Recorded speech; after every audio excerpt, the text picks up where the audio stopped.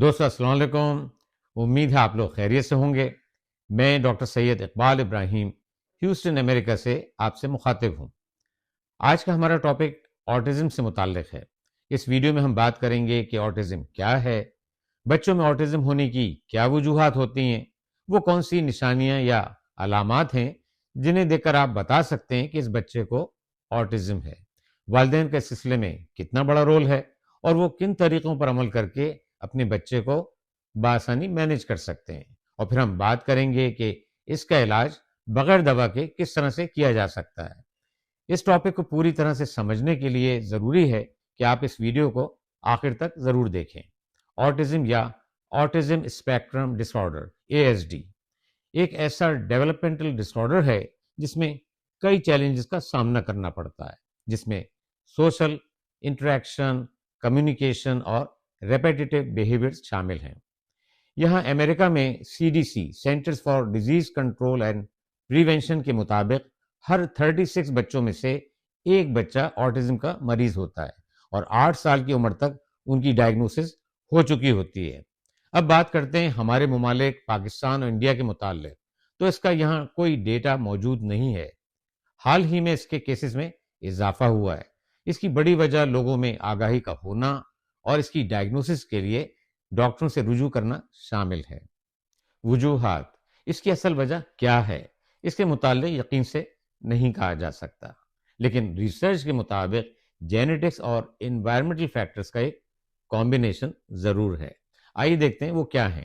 Genetic factors, ان میں family history اور genetic mutations یا جینز میں ہونے والی تبدیلیاں شامل ہیں.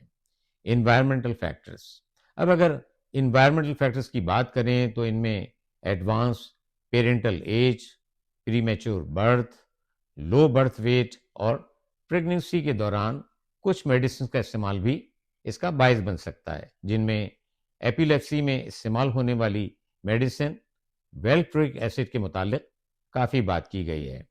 یہاں کچھ ایسی مس انڈرسٹینڈنگز بھی لوگوں میں موجود ہیں جن کا ذکر کرنا بھی بہت ضروری ہے. مثلا MMR، میزلس، ممپس اور روبیلا ویکسین آٹزم کرتا ہے. پولیو اور کووڈ کے ویکسین لگانے سے بھی آٹزم ہو جاتا ہے، جبکہ یہ بالکل درست نہیں ہے. CDC، WHO اور امریکن اکیڈمی آف پیڈیاٹرکس نے یہ ثابت کر دیا ہے کہ یہ ویکسین سیف ہیں اور آٹزم نہیں کرتے، بلکہ کئی انفیکشس ڈیزیز سے بچانے میں ان کا بڑا رول ہوتا ہے. علامات، اب بات کریں گے ان نشانیوں اور علامات کے بارے میں جو اگر 18 مہینے سے 2 سال کے درمیان کے بچوں میں موجود ہوں تو یہ آٹزم کی طرف اشارہ کرتی ہیں. آئیے دیکھتے ہیں وہ کیا ہیں. یہ بچے الگ تھلگ رہتے ہیں، دوسرے بچوں کے ساتھ کمیونیکیٹ نہیں کرتے، یہ آئی کانٹیکٹ نہیں کرتے، اکیلے کھیلنا پسند کرتے ہیں، ایک ہی کھلونے سے بار بار کھیلتے ہیں.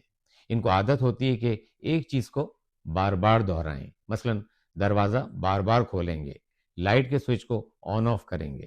اپنے آپ کو دوسرے بچوں کی طرح ایکسپریس نہیں کرتے. اگر آپ ان کو نام سے بلائیں گے تو یہ جواب نہیں دیتے. جب ماں باپ گھر میں داخل ہوتے ہیں تو یہ گریٹ نہیں کرتے جیسا کہ نارمل بچوں کا ریئیکشن دکھائی دیتا ہے. ان میں اسپیچ کی کمی ہوتی ہے اور یہ بولتے نہیں ہیں. جب بھی آپ ان کے ساتھ انٹریکٹ کرنا چاہیں گے تو یہ چپ رہتے ہیں، اکثر اوقات ہینڈز فلیپنگ کرتے ہیں. کئی بار ایسا بھی دیکھا گیا ہے کہ سوشل گیدرنگز میں یہ بچے ہائپر ہو جاتے ہیں، زور زور سے چیختے ہیں اور انہیں کنٹرول کرنا مشکل ہو جاتا ہے. جیسے کہ میں نے پہلے ذکر کیا کہ یہ علامات 1.5 سے 2 سال کے دوران شروع ہوتی ہیں. ڈائگنوسس، اب دیکھتے ہیں کہ ان کی ڈائگنوسس کیسے کی جاتی ہے. اس کی ڈائگنوسس کے لیے کوئی خاص ٹیسٹ نہیں ہوتا. اسپیشلسٹ کی ایک ٹیم ہوتی ہے جس میں پیڈیاٹریشین، سائیکالوجسٹ اور چائلڈ سائیکیٹرسٹ شامل ہوتے ہیں.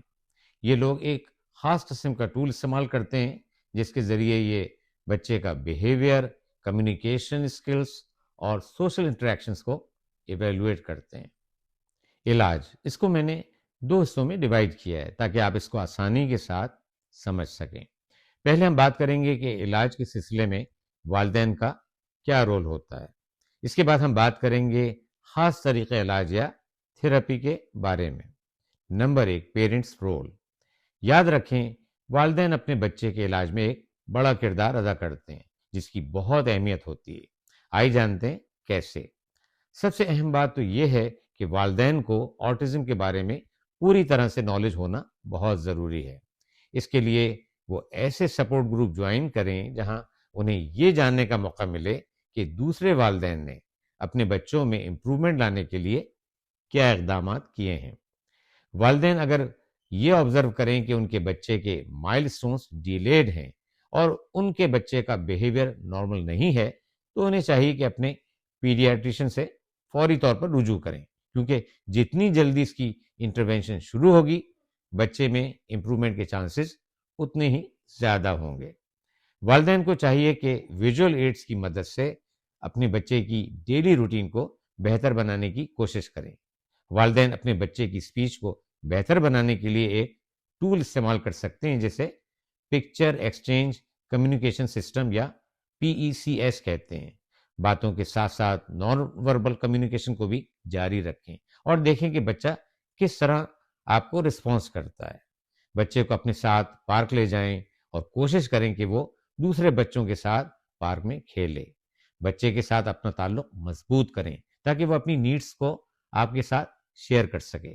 بچے کی اسٹریس اور انگزائٹی کو کس طرح سے مینیج کیا جاتا ہے ان ٹیکنیکس کا سیکھنا بھی والدین کے لیے بہت ضروری ہے.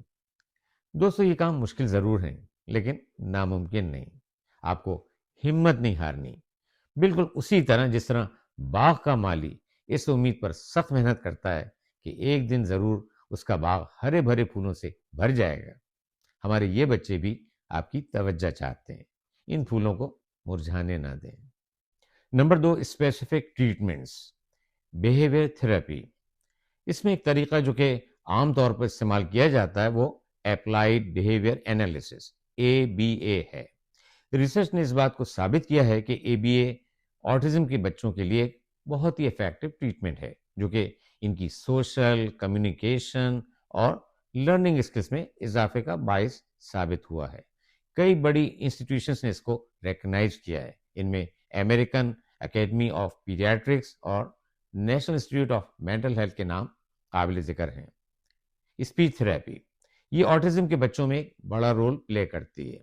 اس کے ذریعے ان کے بولنے اور کمیونیکیٹ کرنے کی صلاحیتوں میں اضافہ کیا جاتا ہے. Occupational therapy.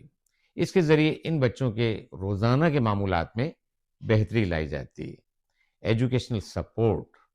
کچھ ایسے ایجوکیشنل پروگرامز ہوتے ہیں جو ان بچوں کی لرننگ میں بہت مدد کرتے ہیں. میڈیسنز. جیسا کہ میں پہلے ذکر کر چکا ہوں آٹزم کا علاج عام طور پر بغیر دواؤں کے کیا جاتا ہے اور یہی مؤثر طریقہ علاج ہے. صرف کچھ صورتوں میں میڈیسنز کو استعمال کیا جاتا ہے، مثلاً اگر بچے میں ہائپر ایکٹیویٹی یا بہت زیادہ انگزائٹی موجود ہو تو ڈاکٹر اس کی دوا تجویز کرتے ہیں.